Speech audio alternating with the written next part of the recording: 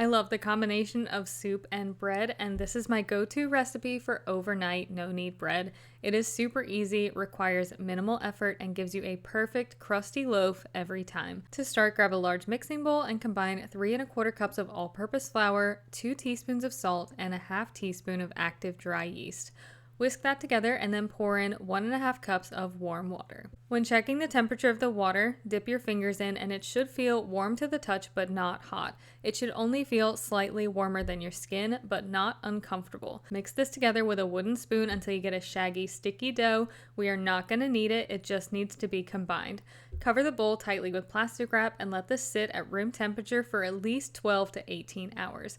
During this time, the yeast works its magic. It develops flavor and structure without any kneading. The next day, your dough should be bubbly and doubled in size. Generously flour your counter, then turn out the dough and gently shape it into a ball. Let this rest for about 30 minutes while your oven preheats to 450 degrees. You will need a Dutch oven for this bread, and you will need to place this in the oven while it preheats for that 30 minutes. Once everything is hot, carefully place the dough on a sheet of parchment paper, place it inside the Dutch oven, cover it with a lid, and bake it for 30 minutes covered, then remove the lid and bake it for another 15 minutes uncovered to get that golden, crispy crust. Let this cool completely before slicing. That is definitely the hardest part because your house is going to smell like fresh baked bread. Cooling is important because the bread finishes baking while it cools.